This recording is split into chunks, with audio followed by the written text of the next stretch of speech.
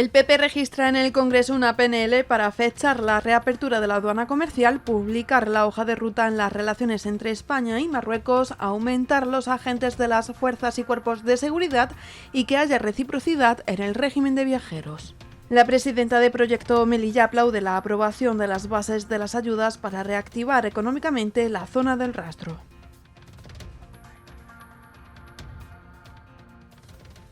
Tras la sentencia contra la ciudad autónoma por discriminación retributiva en los planes de empleo, los sindicatos firmantes del convenio colectivo que remarcaba esta diferencia han aplaudido la decisión judicial. Amlega celebra este viernes el Día contra la LGTBI-fobia con una charla a cargo de Mercedes Sánchez, doctora en Educación y licenciada en Pedagogía.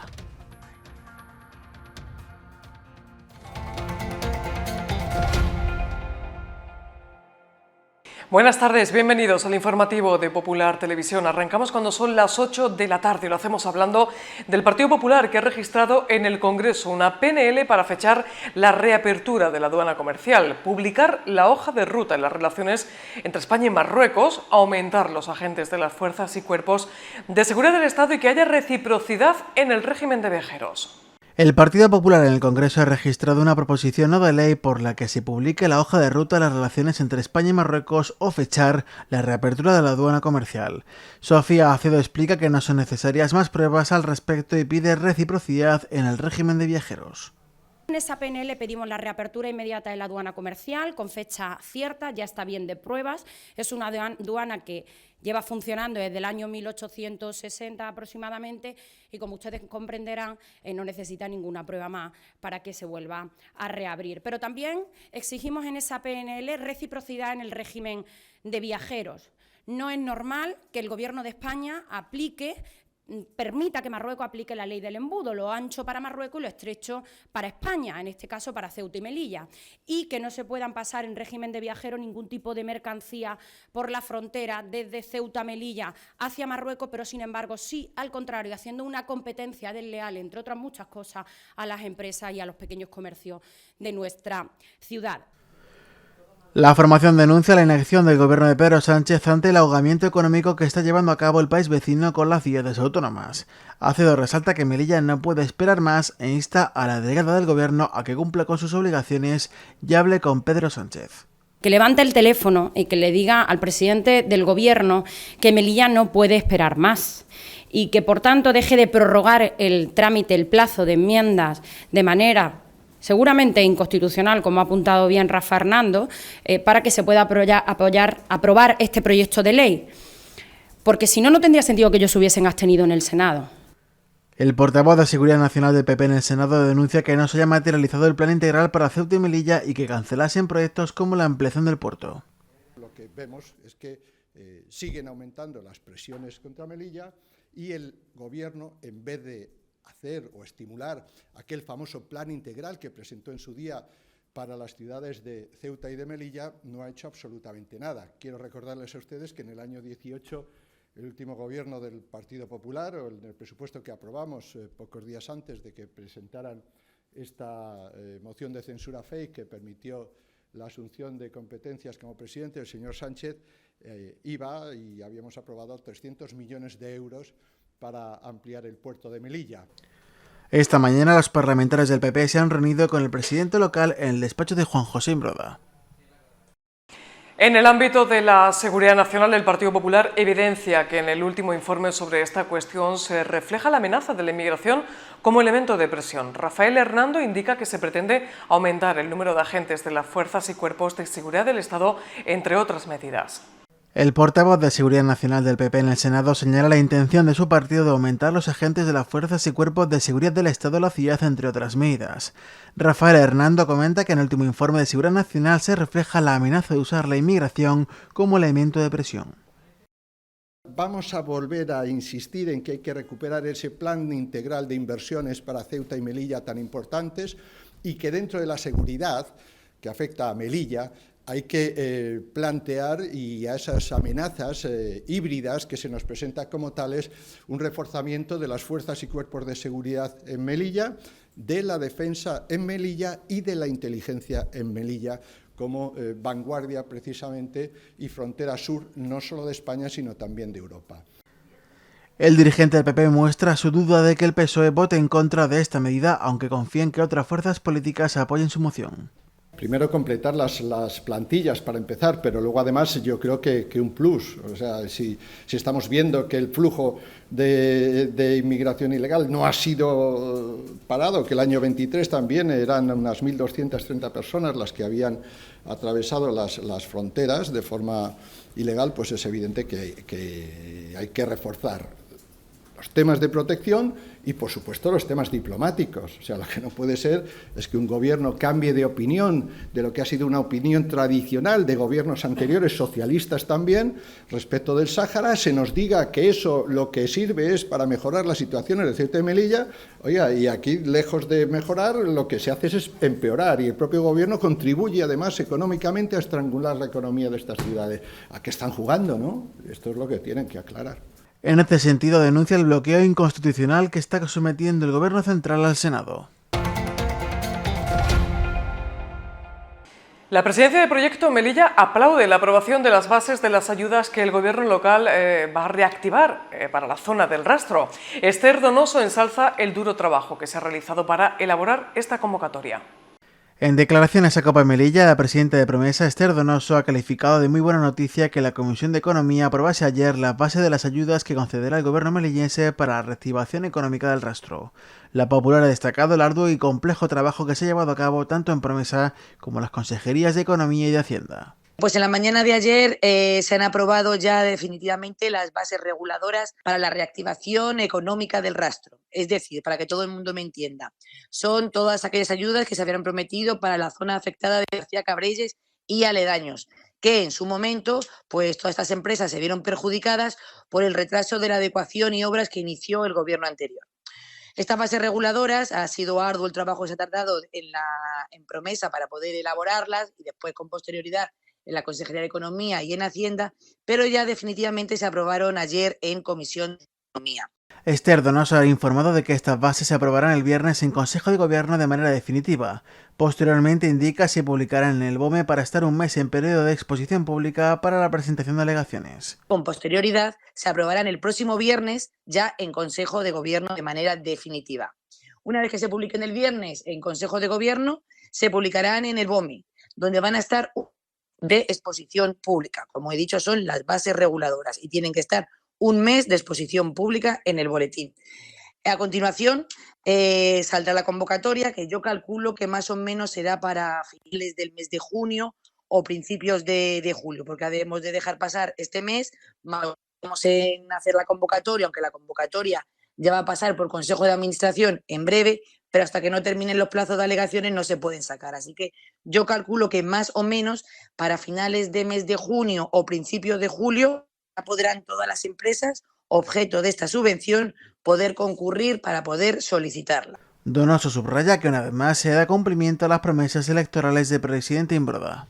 Por lo tanto, estamos de buena nueva porque se trata de dar cumplimiento una vez más a las promesas electorales del presidente Imbroda, en este caso con los comerciantes afectados del Rastro. El presidente local se muestra abierto a reunirse con los sindicatos, pero asegura que su preocupación se centra en los desempleados y en las familias con todos los miembros sin trabajo en la ciudad. Juan José Imbroda apunta que estudiará cualquier propuesta para mejorar este ámbito en Melilla, pero priorizando la situación de los parados. Lo que me preocupa son los 8.000, los 9.000 desempleados que hay en la ciudad. Lo que me preocupa son las familias que no tienen ningún trabajo y que no tienen esperanza ninguna de trabajar. Eso es lo que realmente me preocupa. Y estoy aquí en política porque me preocupa esto.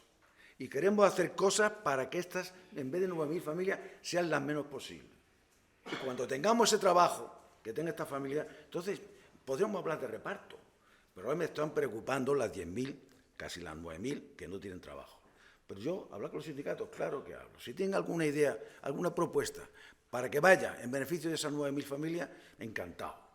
Sindicato y el que sea, que me la ponga encima de la mesa, que la acepto. Porque lo que estamos es trabajando todo esto que he hablado de las inversiones. esto que habló de turismo, esto que habló de los aviones, esto que habló de los ejes digitales, de la innovación tecnológica, del desarrollo universitario. Tras la sentencia contra la ciudad autónoma por discriminación retributiva en los planes de empleo, los sindicatos que firmaron el convenio colectivo que remarcaba esta diferencia han aplaudido la decisión del juzgado de lo social. Y es que cada organización ha dado explicaciones por las que se firmó. En Comisiones Obreras lo firmaron personas a las que se le abrió después un expediente, y desde UGT afirman que se firmó esto por garantizar puestos de trabajo en plena crisis económica. Los sindicatos valoran la sentencia de los planes de empleo de la ciudad autónoma a favor de la CGT. Según el documento al que tuvo acceso Popular Televisión Melilla, Comisiones Obreras se adhirió a los argumentos de la CGT, sindicato demandante, algo que sorprendió al mismo.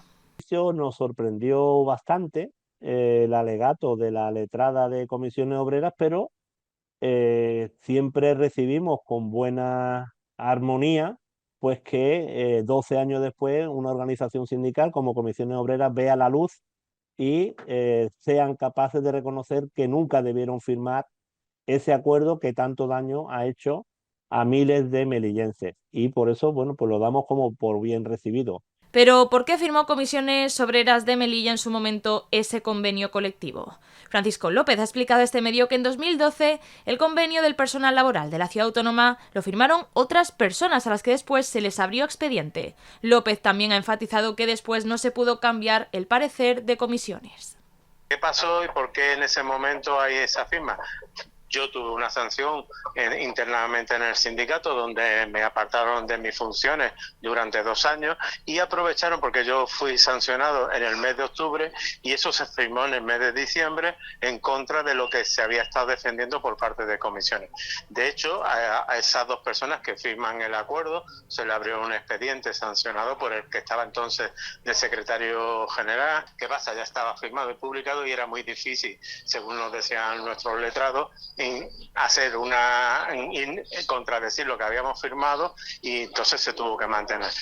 Y estas personas al que ha hecho referencia se marcharon a UGT, según ha apuntado López.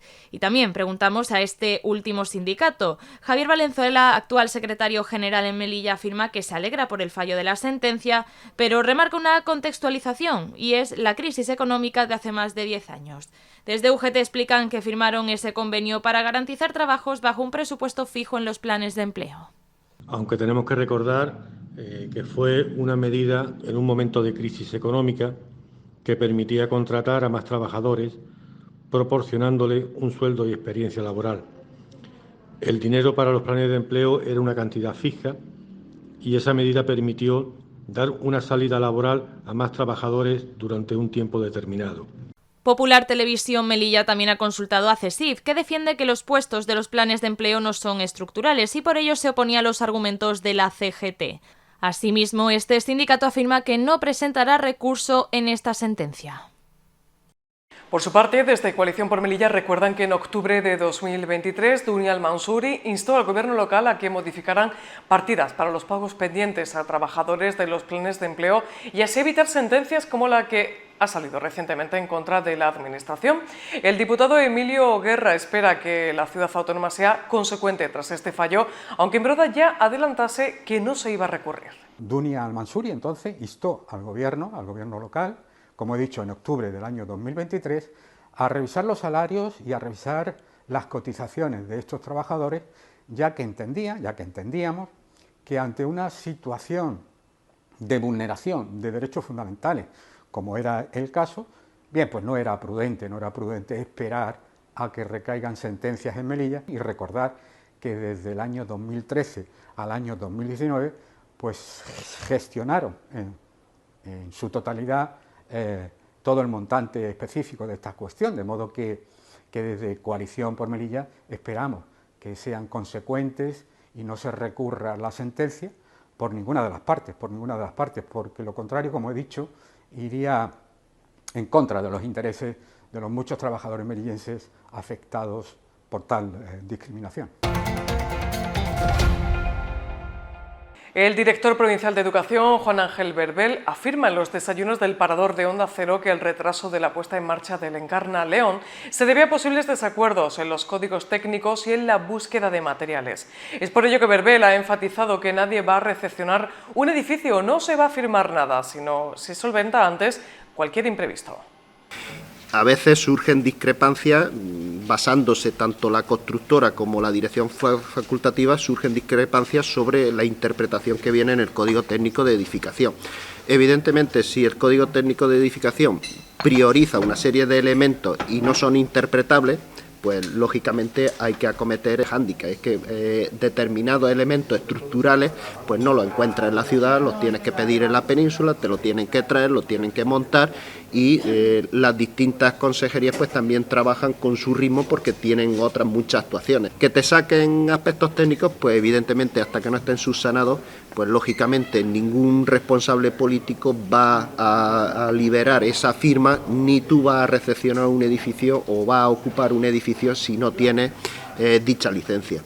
Y también, según la Dirección Provincial de Educación, estarían barajando las reclamaciones a la hora de escolarizar por tomar medidas como la adquisición directa o procurar que los alumnos que sean hermanos coincidan en el mismo colegio. Berbel entiende la prioridad de las familias por algunos centros, pero insiste en que se debe garantizar un reparto equitativo y según donde se encuentren empadronados los estudiantes. La Dirección Provincial de Educación se encuentra en el proceso de admisión para escolarizar alumnos de Melilla en los diferentes centros educativos. Los colegios más demandados, según ha informado Juan Ángel Berbel en los desayunos del Parador de Onda Cero, son los concertados y algunos públicos como los Reyes Católicos, el Eduardo Morillas o el Anselmo Pardo. Y la tendencia en los últimos años, pues los más demandados han sido los 3 centros concertados, los 4 centros públicos céntricos, es decir, Anselmo Pardo, Pintor Eduardo Morillas, Reyes Católicos Velázquez y el de nueva creación, que ya lleva 2-3 años también muy pedido por la familia. También las aulas modulares tuvieron una importante demanda por contar con clases más reducidas. Pero anteriormente también en las aulas modulares, porque era un espacio muy idóneo para la enseñanza y la familia lo pedían con la previsión pues bueno, de hacer ahí en un entorno más reducido. El pasado 2 de mayo finalizó la segunda fase de admisión. La Dirección Provincial habría dado prioridad a la inscripción directa, algo que ha facilitado el descenso de alegaciones. La inscripción directa nos ha facilitado mucho que el volumen de reclamaciones de las familias pues haya bajado. Es verdad que en la segunda fase del proceso, que es el ordinario de admisión, el que ha acabado ahora el 2 de mayo para que presenten las familias documentación, pues ese número de reclamaciones ha ido bajando sustancialmente. Las razones que ha destacado el director provincial son la bajada de la natalidad y por trabajar como requisito también aunar a los alumnos en el mismo centro si pertenecen a la misma familia. Primero por la natalidad, en cuanto a la incorporación a los centros en infantil 3, donde hay menos solicitudes, porque la natalidad ha bajado, y luego cambios de centro. Durante estos años también hemos priorizado el reagrupamiento familiar, siempre viendo dónde está el hermano mayor. Normalmente, o si es el pequeño el que tiene una determinada diversidad funcional y ese recurso o esos recursos solo están en unos determinados centros, tanto en primaria como en secundaria, pues hemos intentado agrupar a todo el ámbito familiar donde disponga de esos recursos. A pesar de la libertad de elección de centros educativos para las matriculaciones, Berbel ha recordado que debe garantizarse la escolarización según el distrito donde esté empadronada esa familia, que, entendiéndose, es en esa zona donde reside el alumno matriculado. La Ciudad Autónoma está trabajando en poner una placa a Enrique Nieto en donde fue su casa, aunque esto lo ha adelantado el director provincial de Educación en Onda Cero. Lo ha hecho durante una defensa de trabajar por el reconocimiento de intelectuales y maestros en la educación melillense. Precisamente estaba defendiendo el haber puesto el nombre de Encarna León al último colegio inaugurado en la ciudad. El director provincial de Educación y Formación Profesional ha adelantado en Onda Cero Melilla que se está trabajando para poner una placa al arquitecto Enrique Nieto en la que fue su casa, frente a la UNED. Esto es algo que se está trabajando desde la Ciudad Autónoma.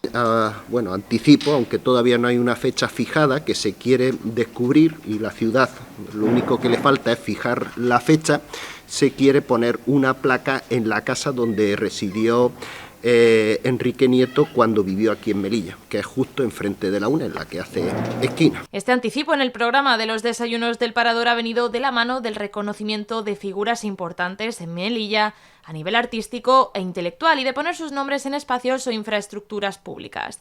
Verbel estaba hablando precisamente de la profesora Encarna León y de la importancia de su figura en el ámbito educativo y literario. Instituto Miguel Fernández, pues a mí me llenó de satisfacción porque, primero, es el único centro educativo de Melilla que tiene nombre de una maestra, y cuando propuso varios nombres, primero en el Consejo Escolar a nivel de centro para determinar con cuál se quedaban, cuando finalmente determinaron que la propuesta que se había hecho era una persona que está viva, que tiene un recorrido intelectual, más allá también del magisterio, que ha estado trabajando en la docencia más de 40 años. Además, resalta que también es importante rendir homenaje a personas ilustres en vida y no solo a título póstumo.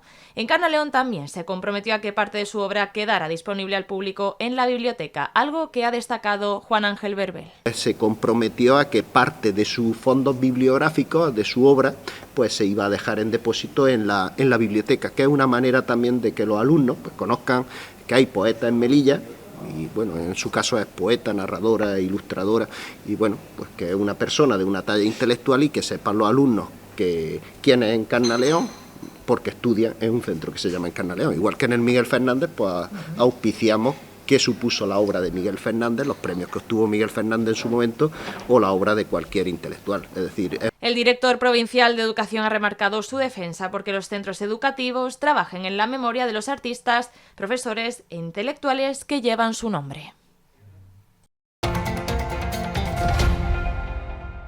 En otro orden de asuntos, la viceconsejera de Igualdad reitera que el Centro de Atención a Víctimas de Violencia Sexual abrió sus puertas contando con un protocolo de actuación, desmintiendo así al Partido Socialista. Fadwa Abdelhad pide al Partido Socialista no banalizar en este asunto y que actúe con decencia política y deje trabajar a los profesionales. La responsable de Igualdad y Mujer reitera que el Centro de Atención a Víctimas de Violencia Sexual cuenta con un protocolo de actuación desde su inicio. Fadwa Abdelhad señala que se está estudiando las aportaciones recibidas y que el pliego de condiciones de la gestión de este recinto contempla dicho documento para su apertura. Estamos recibiendo y estudiando todas las aportaciones que se nos han hecho. Estamos esperando a que lo hagan desde la unidad de violencia. En los pliegos de contrato mayor de gestión del Centro de Atención Integral 24 horas a víctimas de violencia sexual deja muy claro, clarísimo, que es una condición sine qua non tener el protocolo. Es totalmente falso también que no se le haya dado publicidad, ha salido en toda la prensa, nos hemos reunido con todas las identidades involucradas, lo seguimos haciendo para abordar el cómo hacer llegar a todas las mujeres mediante las asociaciones, Policía Nacional, Guardia Civil, etc. Pide al PSOE que tenga decencia política y deje trabajar a los profesionales. Tengan un poco de paciencia y sobre todo decencia política en estas cuestiones, porque de lo contrario las únicas que salen perdiendo son las mujeres víctimas de violencia sexual. Dejemos trabajar a los profesionales y no banalicemos el gran trabajo que se está haciendo desde la Viceconsejería de Igualdad y Mujer, desde el Gobierno de Imbroda, el Gobierno de la ciudad. Siempre hemos actuado con total lealtad institucional y siempre hemos tendido la mano para trabajar conjuntamente. A las señoras del PSOE les pido e invito que aporten si quieren, por supuesto. Estamos por la labor de trabajar conjuntamente. Y precisamente el Partido Socialista de Melilla reconoce al 500.000 de españoles exiliados por la dictadura franquista. La secretaria socialista de Política Municipal y Memoria Democrática, Elena Fernández Treviño, incide en que el reconocimiento a todas las víctimas del exilio cobra este año más fuerza con el resurgimiento de fuerzas de extrema derecha en Europa. En el Día del Recuerdo y homenaje a las víctimas del exilio, el Partido Socialista de Melilla se suma a la conmemoración de esta jornada, reconociendo al 500.000 de españoles que tuvieron que exiliar a causa de la guerra y de la dictadura franquista.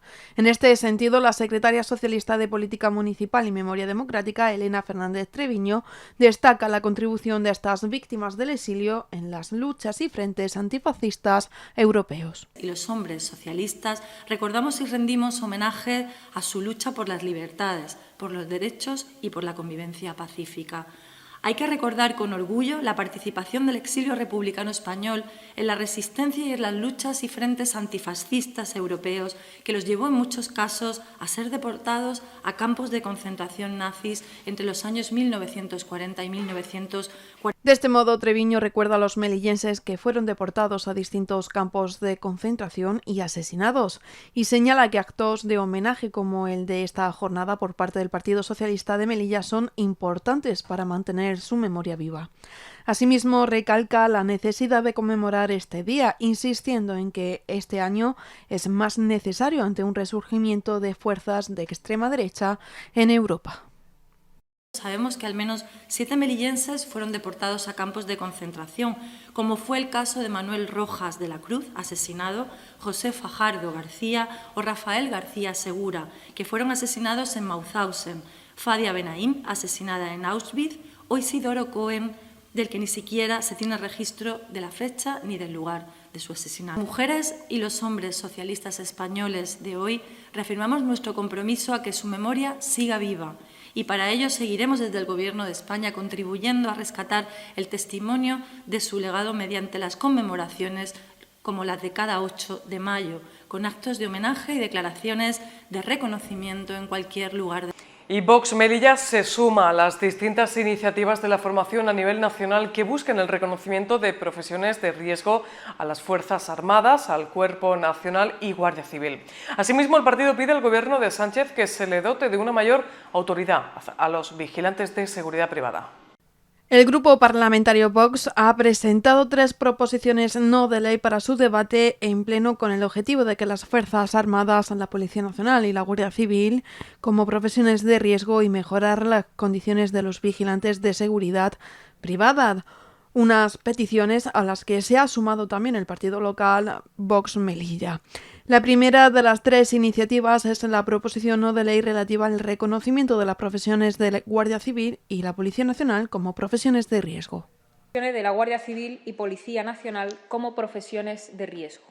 Solo entre enero y agosto de 2023 los ataques a Policía Nacional y Guardia Civil ascendieron a más de 11.300. Todos tenemos, lamentablemente, las imágenes en nuestra memoria de esas trágicas muertes de los guardias civiles asesinados en Barbate, que además se enfrentaron a los narcotraficantes con una notable ausencia de recursos propiciada por la dejadez de un gobierno y de un ministro del Interior que tiene... La segunda iniciativa registrada es la PNL relativa a la mejora de las condiciones de la profesión de los vigilantes de seguridad privada. Ha aumentado casi un 6% en 2023. Siendo los vigilantes de seguridad personas que están en permanente contacto con los criminales. Lo que pedimos es mejorar su situación laboral y profesional, reconociendo esta profesión como una profesión de riesgo y su figura como la de un agente de la autoridad en todas las circunstancias, algo que no está contemplado actualmente en la ley, que solamente lo hace parcialmente. Y finalmente, la tercera iniciativa registrada es la que conlleva la mejora de las condiciones de ejercicio de la profesión de los miembros de las Fuerzas Armadas. Por ello, desde Vox solicitamos que se reconozca esta profesión como una profesión de riesgo que no está reconocida, para sorpresa seguramente de muchos de los que nos estén escuchando, y además queremos aplicar los máximos legalmente previstos en la reserva de plazas para los militares de las administraciones en las administraciones públicas, particularmente en la Guardia Civil, en los cuerpos o escalas adscritos al Ministerio de Defensa, el personal laboral de dicho departamento y en el Cuerpo Nacional de Policía, el Servicio de Vigilancia Aduanera y cuerpos de policía de las comunidades autónomas y de las corporaciones locales. Y Amlega celebra este viernes el Día contra la LGTBI-fobia con una charla a cargo de Mercedes Sánchez, que es doctora en Educación y licenciada en Pedagogía. Desde la asociación destacan la importancia de que se realice en el Centro Miguel Marmolejo, ya que los jóvenes pueden desarrollar el odio a este colectivo desde muy temprano. Con motivo del Día contra la LGTBI-fobia, Amlega realizará una charla en la Escuela de Arte Miguel Marmolejo este viernes a cargo de Mercedes Sánchez, doctora en Educación y licenciada en Pedagogía. El presidente de la entidad, Rafael Calatrava, destaca la importancia de desarrollar esta actividad en el centro educativo, ya que parte del odio que sufre este colectivo se deriva de la época adolescente. Y la verdad que nos parecía un sitio especial, de especial interés, rodeado de alumnos, de profesores y bueno, trabajar este día en un centro educativo. Grandes problemas derivados de LGTBI-fobia vienen precisamente en estas edades. Resalta la importancia de sacar conclusiones y que se haga un buen trabajo y destaca la implicación de la Escuela de Arte en acoger este evento. Y con la previsión meteorológica para mañana finalizamos el informativo de hoy. Son datos de la Agencia Estatal de Meteorología.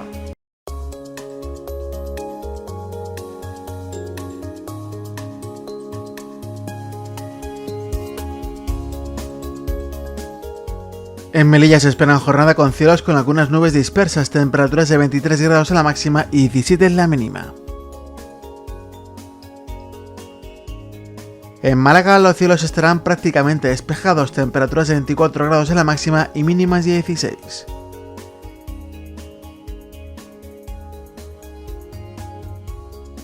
En Almería se esperan jornada con nubes altas, temperaturas de 26 grados en la máxima y 15 en la mínima.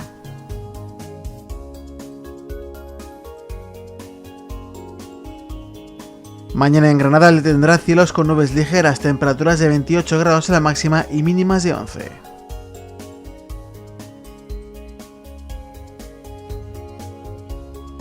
En Madrid se tendrá una jornada parcialmente nubosa, temperaturas de 25 grados en la máxima y mínima de 7.